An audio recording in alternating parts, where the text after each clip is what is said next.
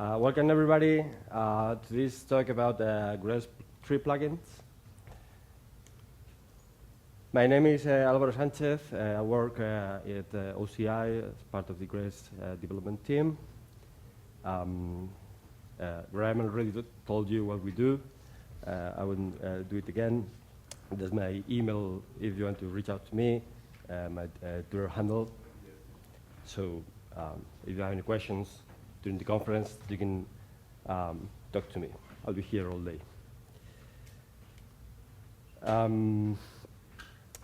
So this session is about Grails 3 plugins.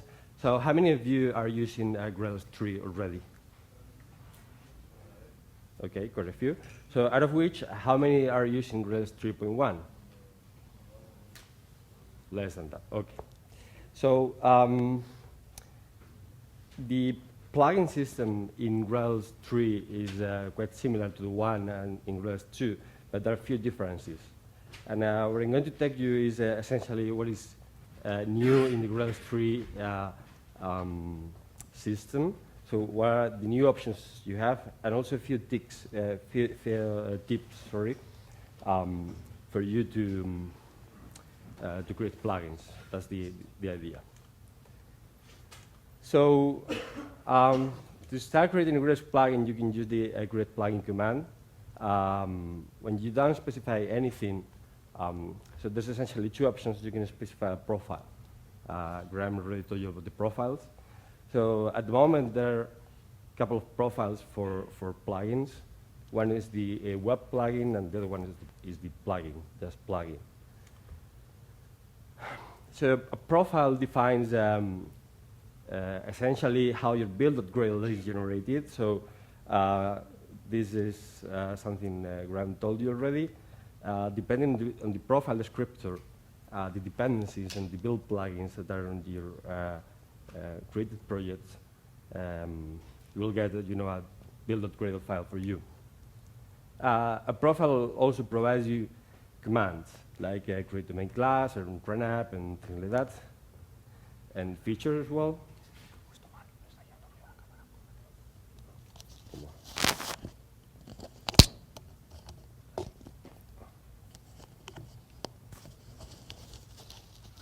Can you hear me?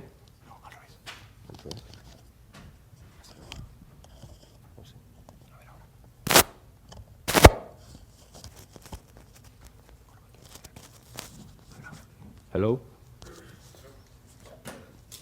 Working? Okay. And also features like the Hibernate, JSON views or markup views or whatever. You also know that the features are optional or required depending on the profile descriptor file. And finally, the skeleton. The skeleton is essentially wherever you want to put in a profile will be part of your newly created application. So for instance, there is a base profile. And there is one thing wasn't mentioned before, but there is a hierarchy of profiles. So there is a base profile.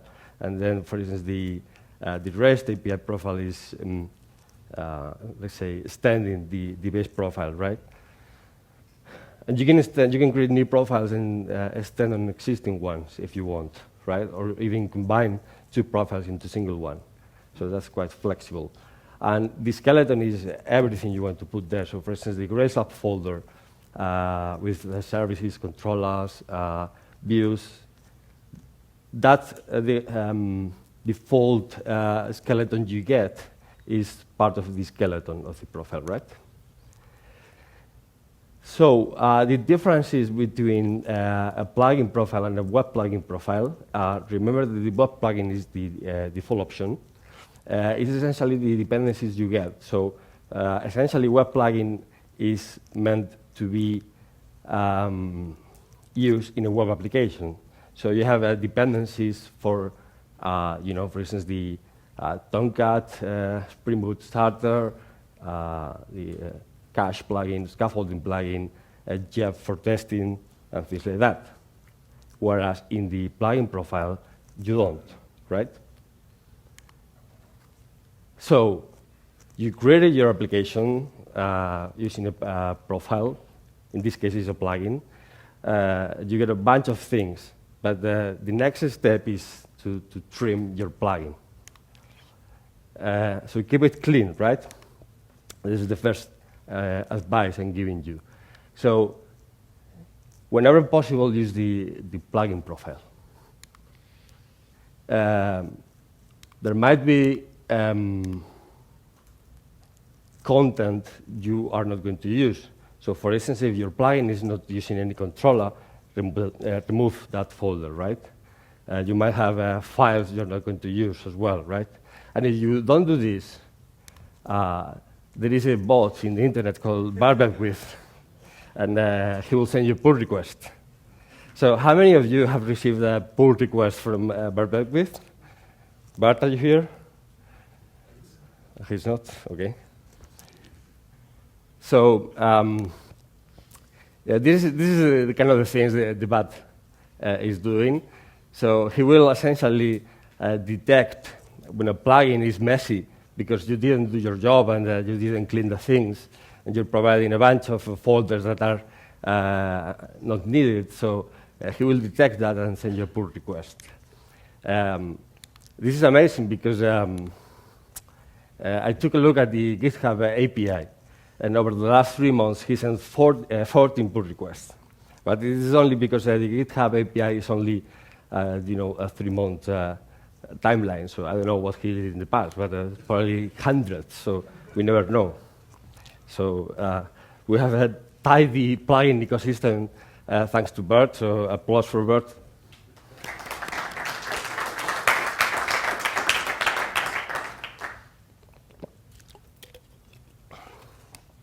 But other than cleaning the profile, another thing you have to watch out is things you include in the profile. For instance, dependencies you support. So whatever you have to think about your plugin, especially if it's a public one, will be used by people.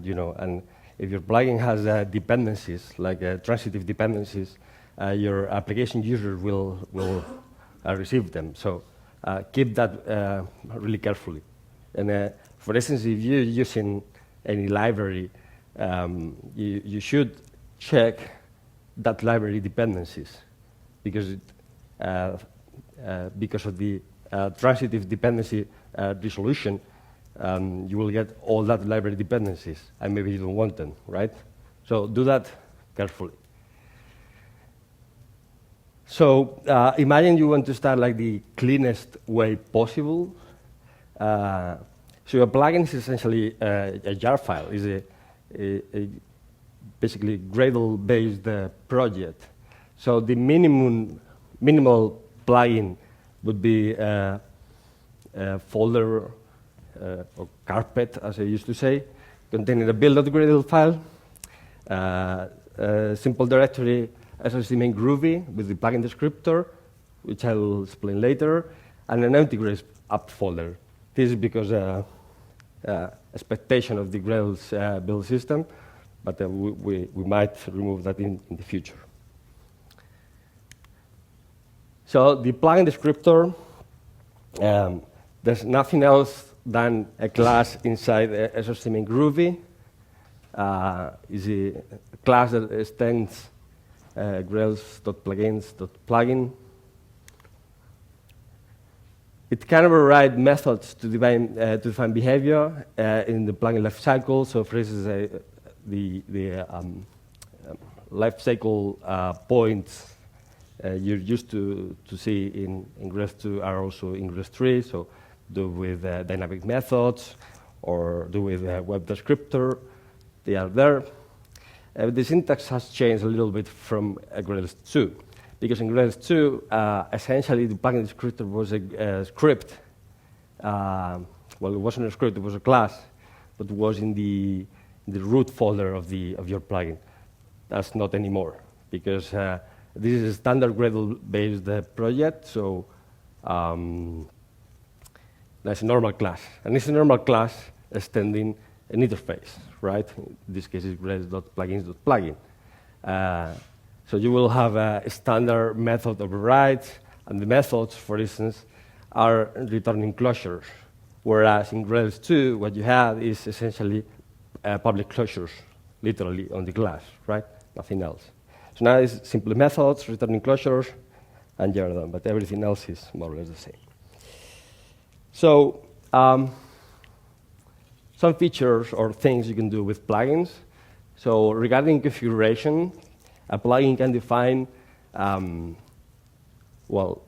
configuration values you're wanting to support to the application, to the Grails application that will use your plugin, right? How do you do that? But you have two options. You can use plugin.yaml or plugin.groovy. One of the two, but not both. When to use one and when to use the other one? My advice is that you should use plugin.yaml unless there's something, some configuration value that is impossible to represent on a YAML file. For instance, a closure value, right? So if there is a particular configuration property that is like a closure, then use plugin.groovy. The values you define there will be exported to the application. Or said in a different way, when the host application with your plugin installed is starting up, Grails will merge the values of your plugin.groovy with the application configuration files, right? So it will be the runtime configuration of your application will be a combination of both.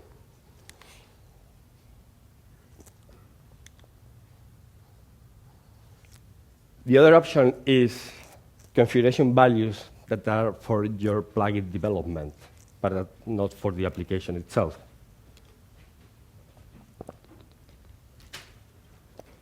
And for that case, you have the normal application.yaml and application.groovy.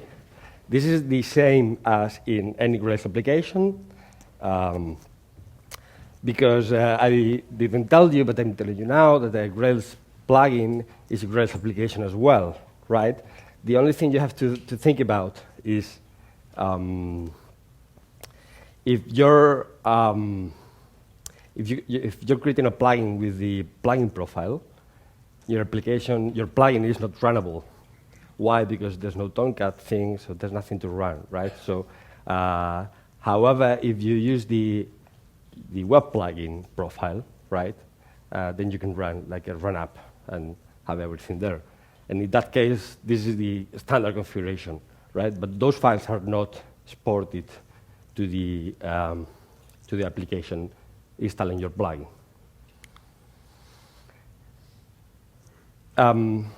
There might be the chance that you need to exclude some content for the final application. For instance, if you have test controllers or test domain classes, things that are for your internal development but not for the application to be used, you have to exclude it. So inside the plugin descriptor, there is a property you can define, is a list of elements to exclude from the packaging. The difference is that in Grails 3, you also have to provide a small snippet as part of the build.gradle file with the yar command. So the yar block is essentially a standard build.gradle configuration block, right? And you're excluding that from being packaged as part of your plugin, yar file. There are also command line extensions as part of the plugins. So there are two things here you can use. One is create a script. So scripts are code generation commands, or are for code generation. Those are just runnable with the Grails CLI. So when you type Grails and then something else, then you can use those scripts for instance, generate views or something like that. It's called generation, right? The other option is the create command. A command is to interact with the loaded or running or bootstrapped Grails application. And those commands are runnable with the Grails CLI or as a Gradle task. So the first case is a script. Is a plain Groovy script. The base class is not specified, as I'm telling you. So every script is set a base class of a Groovy script command, which means that there are, for instance, the description method. I don't know if the pointer is working. The description method is part of the Groovy script command base class, right? That is where you define, for instance, if there is an argument or not, if the argument can be completed or not. So this is literally the generate all command from the base profile, right? And what you see is that, well, a part of the description method, this is the actual code of the script, and it's invoking methods that are not present here, which essentially will run other scripts. So you can have scripts that are running other scripts. Because there is a generate controller, generate views, generate unit test.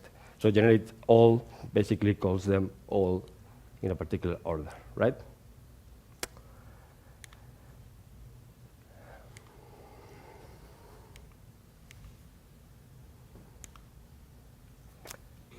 The other option is a Grails command.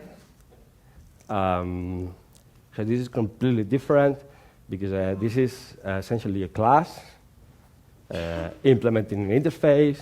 The interface is essentially giving you access to the Spring, to the runnable or bootstrapped Spring application context. So what you do is you grab a bin from the application context and do whatever you want, right? So you can assume that the Spring context has been fully loaded by this time. There's nothing to... there was much worse to do with Grails 2 because you had to mess with the internal Grails stages to load the application. The Boolean value is the result of your execution. So to tell the Grails CLI whether the execution of the command succeeded or not, then there's a Boolean value.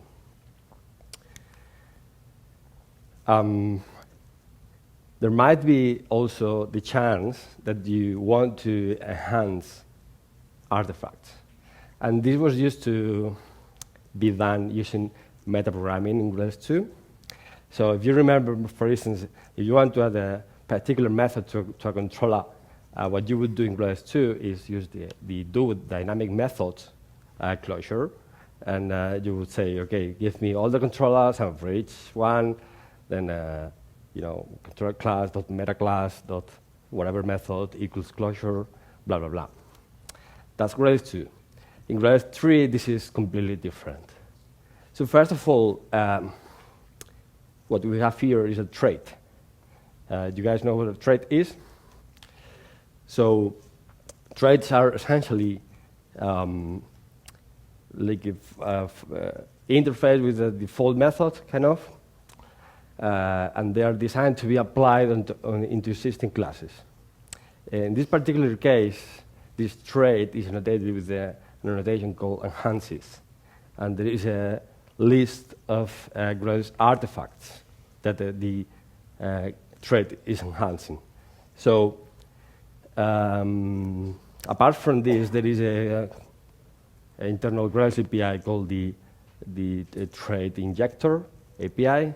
So basically, that's going to look traits annotated with this annotation, with enhances, and will do all the trait injection for you, right? So we'll iterate over all the controllers and all the services in your class, and we'll add this trait to them. The great thing is that there's no runtime metaprogramming involved anymore. This is compile time metaprogramming. Even you can annotate your new methods with compile static, which is great, right?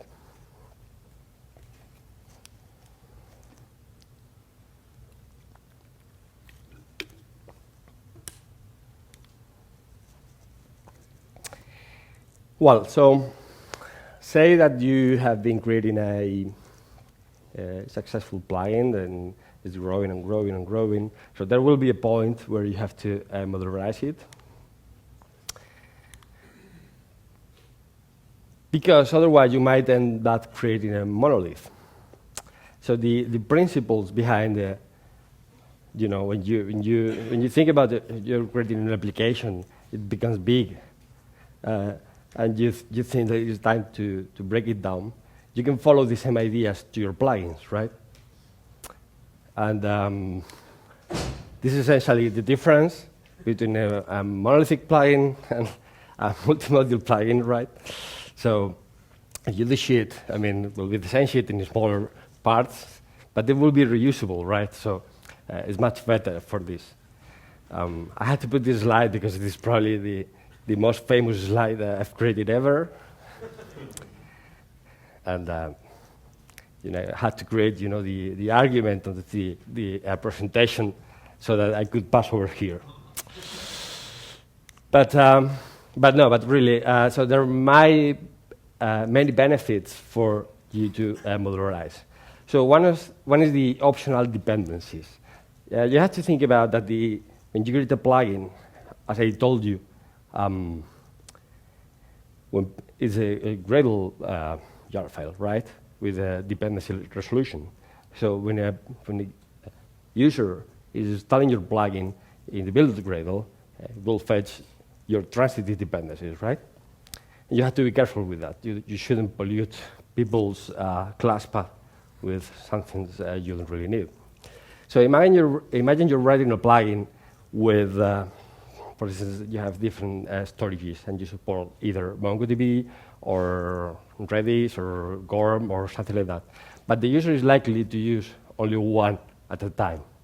So if you weren't doing different modules, what you would do is your single plugin will have to have all the dependencies.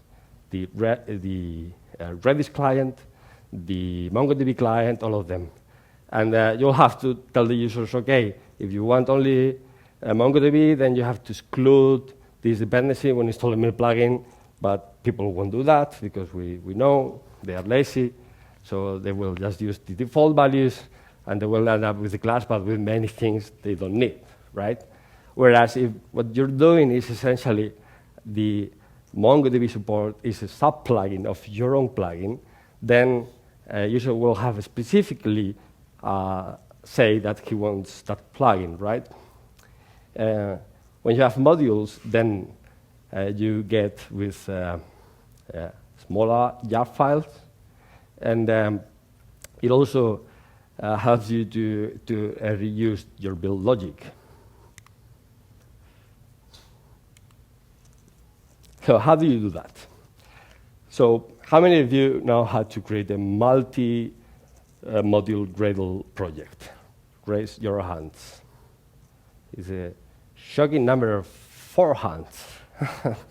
So the answer to this question, how do you do this on Grails, is the same way you do with Gradle. So this is a Gradle thing. It's not a Grails thing. So you modularize a Grails project or a Grails plugin the same way you modularize a Spring Boot project or a Java application project or a Scala project or wherever you fancy.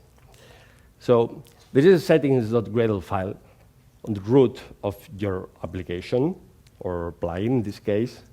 And then you have like a different folders, right? So you might have like a core folder and then a domain folder, so on and so forth. So the settings of Gradle is telling Gradle, okay, this is a multi-module project, and you have to include all these folders or projects as part of the build. So your root build.gradle file is everything which is common to all your plugins, right? So you will have, for instance, you can say, okay, for all projects, I want to apply the IDEA plugin, the Gradle plugin. All projects in this case is the root project and all the sub-projects, okay? However, the actual plugins, the actual modules are the sub-projects. So this is the closure, right? And then that's the place where you define everything which is common to all your plugins. So for instance, the group ID is likely to be going the same for all of them, right? Or the version. So you version them accordingly. You might have extension properties common for all of them, or common dependencies, or common repos or common dependencies, right? Or Gradle plugins you want to apply in all of them. So this is the way you do it. And then you end up with a build.gradle in the submodule, which is as simple as this one. There is a dependency management block that you have to repeat on all of them, because this doesn't work as part of the subproject closure, but that's something you do and that's all. And the important thing is that the dependencies block. So you typically will have like a core plugin with the minimal part of your plugin, and then any optional dependency you need, you will add it here, right? So the result will be you will have like a core and the optional modules, and the user can install, for instance, the optional, the second one, and he will get the core one as well, because there is a compiled dependency on the core project. Things you might end up needing when working with modules. So one is, for instance, to aggregate the Java docs.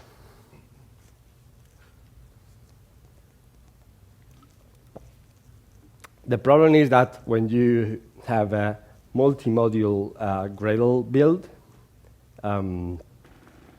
if you do a Gradle RubyDoc or JavaDoc or whatever, you will get the RubyDoc, the API generated on every sub-project's build folder, right? So it will be like a core project /build / docs, whatever, and then optional project /build /docs, whatever, right?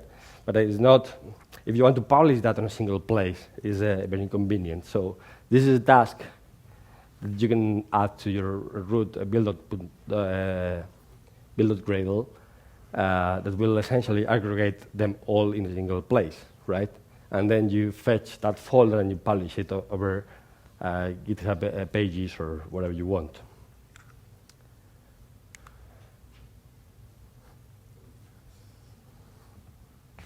Okay.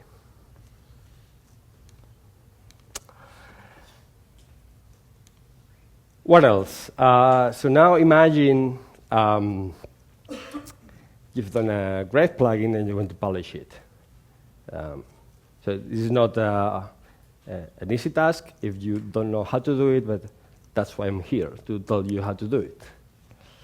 So there's two things you have to think about.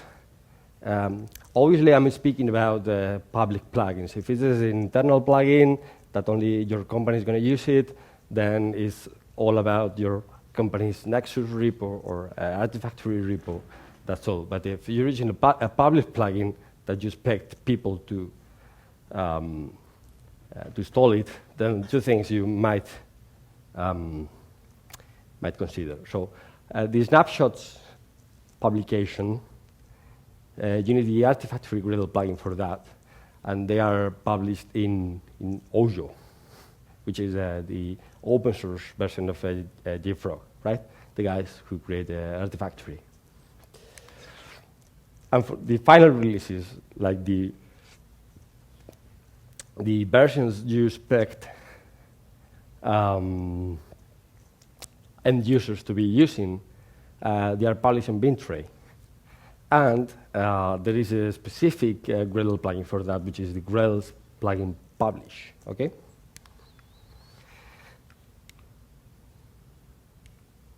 Come on.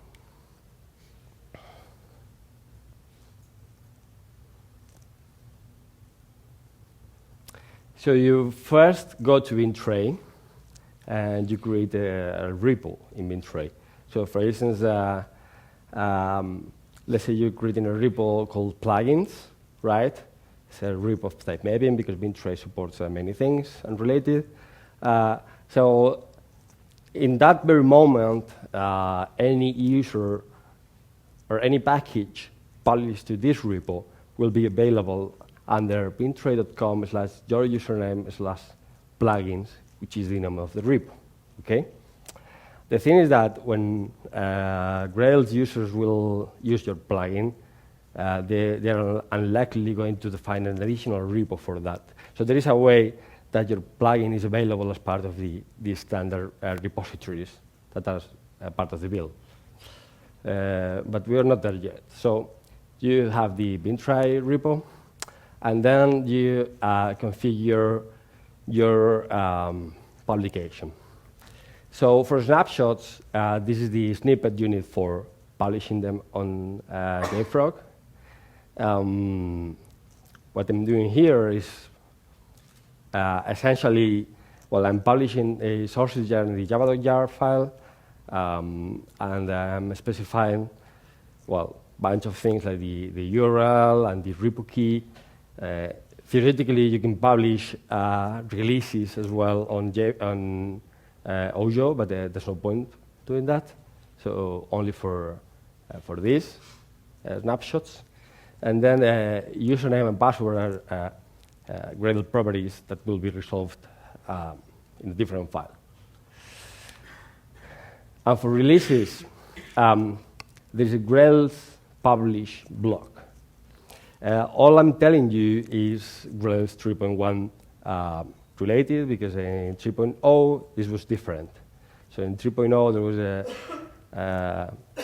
piece of build logic that you will apply from a URL. So you will say apply from, and then GitHub URL, and you will have this publishing thing. But in Grails 3.1 this is different. So there are like proper Gradle plugins to do publishing. And there are two things here to consider.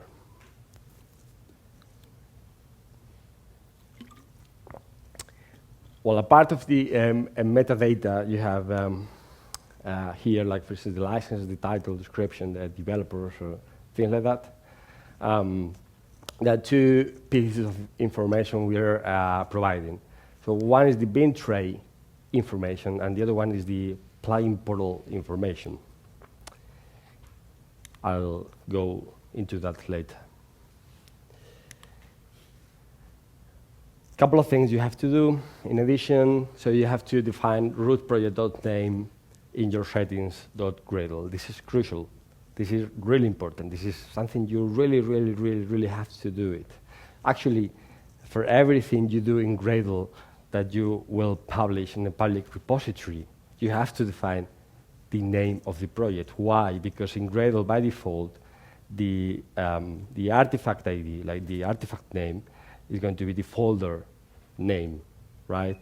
And you might want to use any clumsy name for your folder, like Grails-plugin, whatever, but we don't really care. So provide a simple plugin name in root project.name, okay?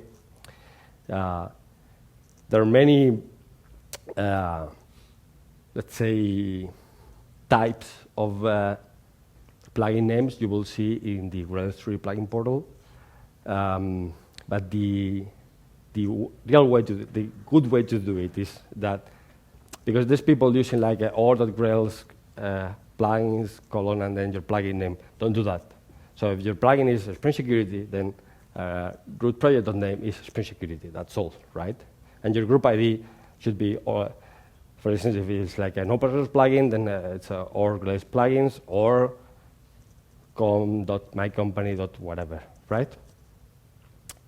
The other thing you have to do is to define credentials in your Gradle properties. Bintray username, bintray key, and the other one was the plugin portal user and plugin portal password. What is that thing?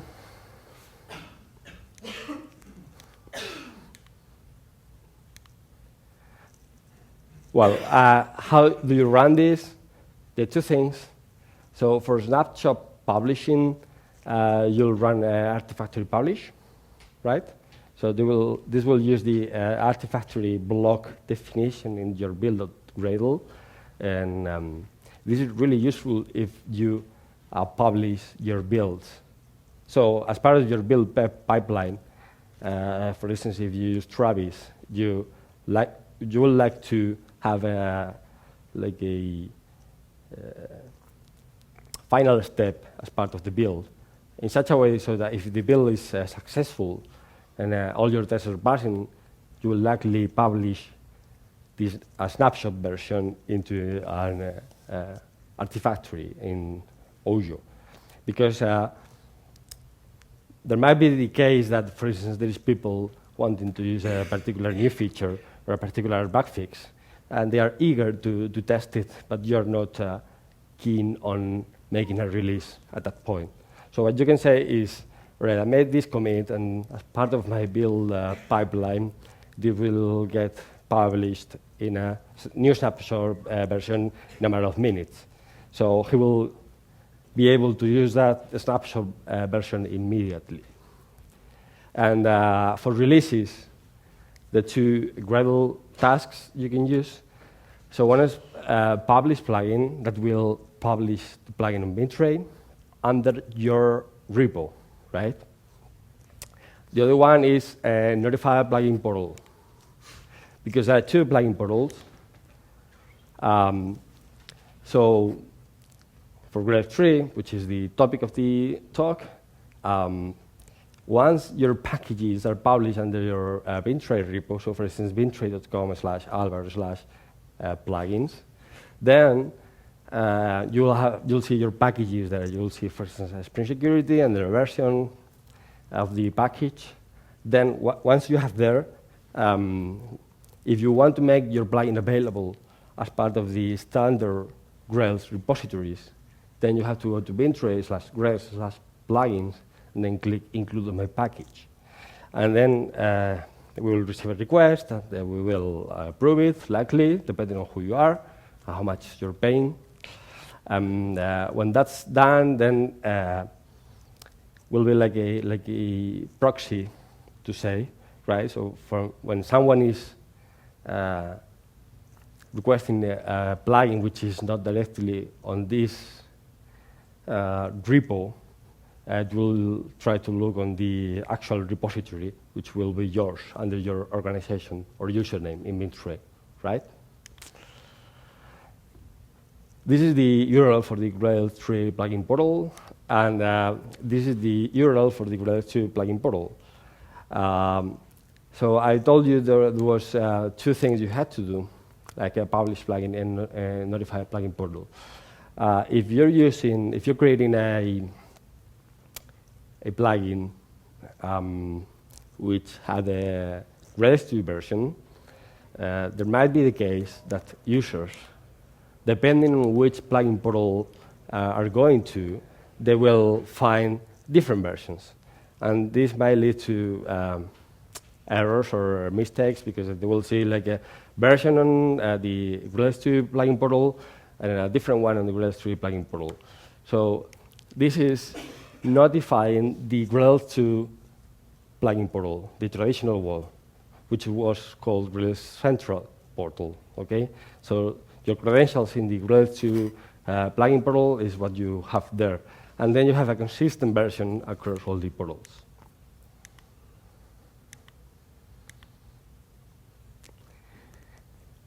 Some notes about testing. The actual testing of your plugin is something you will do depending on what you're doing. What I'm telling you is a particular approach you might want to follow. So let's say you have a plugin, but your plugin is configurable through different configuration values, and then you have like different storages or different implementations. You have different strategies to use.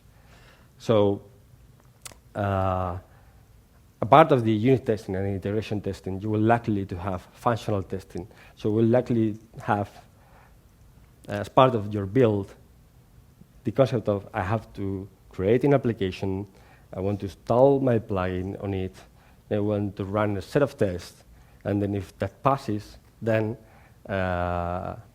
good. But the thing is that there might be different configuration values you need to provide.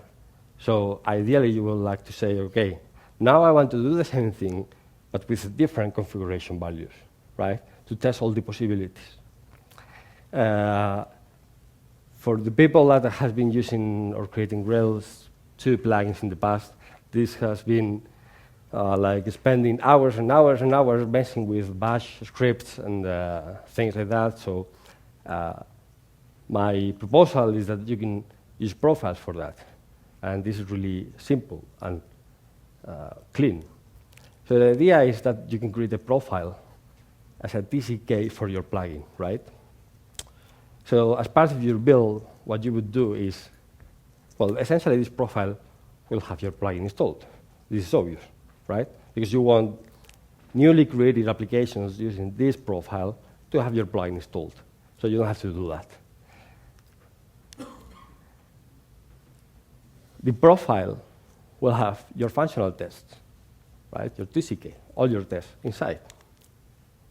And for the different configuration values, you can have use features, right?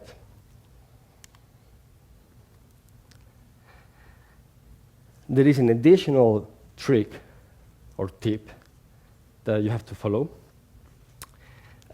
Because the profile.yaml is not capable of having variables. So this is the profile descriptor. This is the information that Grails takes to generate the application build.gradle, right?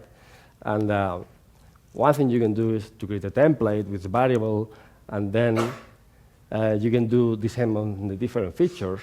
Like, for instance, for GORM, this is the first feature set. And for GORM, for instance, I want the GORM module, as you can see here, right? And also want the Hibernate 4 plugin, Hibernate 4 build dependency, H2 at runtime dependency, and so on and so forth, with the variable as well. And this is a small snippet that you can use in your profile build.gradle to, let's say, generate the real profile descriptor and feature descriptor, right? In the skeleton of your profile, you will put all your tests, right, as you will have in your application. And also your resources, like any configuration values you want. So essentially, features will help you to have a different set of tests if you want, or different set of configuration values and resources and configuration files, etc. How you test them all? This is a small bash snippet. So you create an app, your profile. This is what Graham was saying before. So you can specify the Maven coordinates of a profile, right? Obviously, they have to be published on a public Maven repo with the plugin version. And for each of them, well, for each feature in the feature folders, then I'll create an application with that feature, and then move into the feature, run Gradle check, go back. And I do that for every single feature, right? I was planning to show you how is this done in the Spring Security REST plugin, but I'm out of time. The snippets I showed you, most of them are coming from the Spring Security REST plugin. It's everything published on GitHub, and this slide deck will be published as well soon after the talk. So that's all from me. That's a QR code with a small survey for you to provide feedback about this talk. And there's time for questions. So thank you.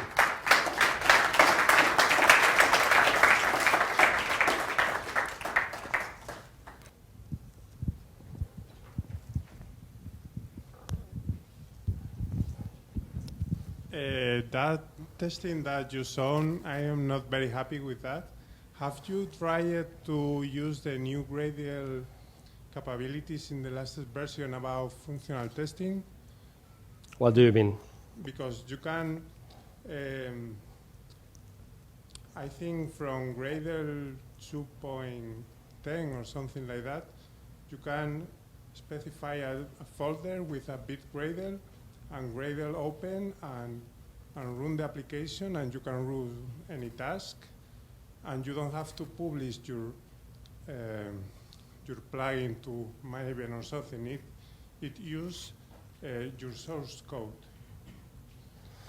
I'm not familiar with what you're saying. What I know is the Gradle test kit, which Yes, but the Gradle test kit is for Gradle plugins, not Grails plugin. You're mistaken. But you can use with Grails is a Gradle application. Yeah, it might be another approach, so that might work as well. But it's it's a bit weird to use the Gradle test kit, which is meant to be used to test Gradle plugins with Gradle tasks, like custom tasks you're creating to test a Grails plugin. But this is an option I'm presenting, so if you're happy with the test kit, then go for it. Well, it's not easy, but I prefer to use my source code that have to install in a Maven repository and later. So the example I showed to create an app with your custom profile, it doesn't have to be in a public repo, so you can do a Maven install and then or a publish to Maven local, to be precise, and that's all. It doesn't have to be published. No, but for test your plugin, you have to publish that plugin. No. Okay. Publish to Maven local, right? It's a Gradle, so Gradle will resolve first from your Maven local, right? Okay. So you publish to Maven local, and then you're done. Okay, thank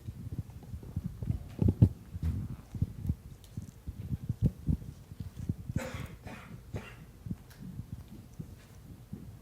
That's all. Okay, thank you. Thank you very much.